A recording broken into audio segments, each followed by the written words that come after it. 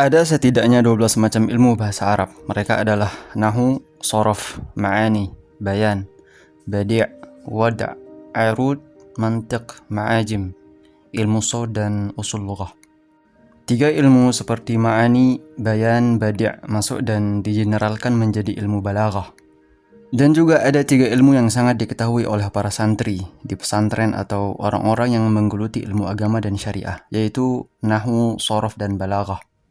Nahu, Shorof, dan Balaghah. Apa bedanya? Mengapa harus dipelajari? Simak videonya sampai habis, kita akan mengetahui semua hal tentang 3 ilmu ini. Ilmu Nahu adalah ilmu yang mempelajari struktur kalimat bahasa Arab.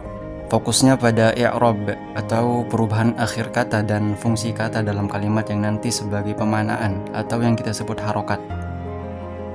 Harokat-harokat tadi seperti dhammah, fathah, dan kasrah. Tapi bukan hanya ini, masih ada tanda-tanda yang lain. Yang 3 ini hanya tanda dasar. Contoh, ketika kita mengatakan jalasa Muhammadun yang diartikan Muhammad sudah duduk, maka kalimat Muhammad atau kata Muhammad berstatus fa'il atau yang kita sebut subjek dengan tanda dhammah di akhirnya. Maka dari itu kalimat ini kita memahami bahwa kata Muhammad atau kalimat Muhammad adalah pelaku dalam kalimat ini yang kita pahami dari tanda dhammah. Inilah yang dinamakan ilmu Nahwu. Yang kedua adalah ilmu Shorof. Ilmu Shorof itu seperti tata bahasa kata. Ia mengubah bentuk kata berdasarkan waktu, jenis, dan jumlah. Secara sederhana, Shorof adalah arsitek yang bertugas untuk membentuk huruf-huruf pada suatu kata untuk memaknai waktu, jenis, dan jumlah. Contohnya seperti kalimat kataba yang diartikan sudah menulis bisa berubah menjadi yaktubu yang diartikan sedang menulis, dan juga kitab yang diartikan buku. Semua kata-kata ini berakar dari satu maddah kalimat atau satu bahan yang sama, yaitu kataba, huruf kaf, ta, dan ba. Yang ketiga adalah ilmu Balaghah. Ilmu Balaghah adalah seni keindahan bahasa, gabungan dari ilmu Ma'ani, ilmu Bayan, dan ilmu Badi'. Biasanya ilmu Balaghah ini digunakan untuk pidato atau sastra yang memukau. Ia seperti ilmu untuk mengetahui kapan kita harus berbicara dan kapan kita harus terdiam. Karena ada saatnya ketika kita terdiam itu lebih berbekas daripada berbicara. Bagaimana kita berbicara dengan orang yang lebih tua dan bagaimana kita berbicara dengan orang yang kecil, karena keduanya berbeda.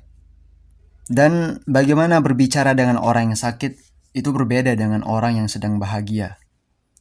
Ia seperti mengetahui anmautul jumhur. Para ulama mengatakan anmautul jumhur atau mengetahui jenis-jenis orang yang kita lawan berbicara dan bagaimana bersikap dan cara berbicara kepada mereka.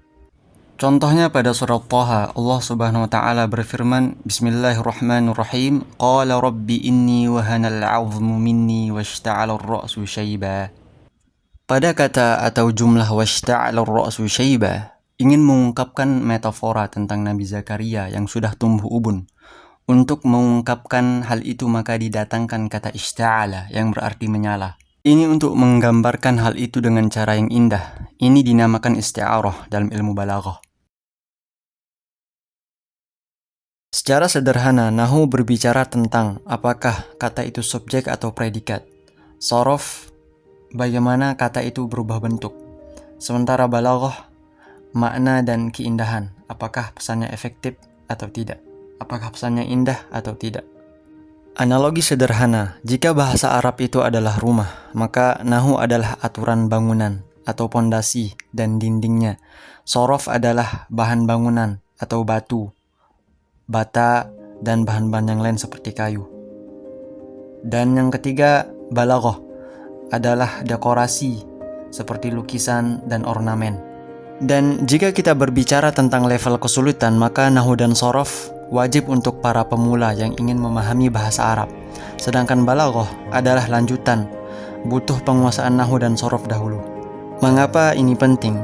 Karena tanpa Nahu dan Shorof, kita bisa saja salah dalam memahami jumlah atau kalimat dharabtu hindan.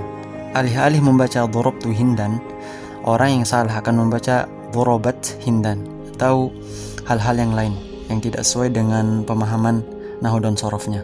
Dan balaghah sangat penting untuk tafsir Al-Quran dan sastra dan pemahaman para penyair pada zaman dahulu untuk memahami Al-Quran dan hadis, untuk memahami syariat Islam.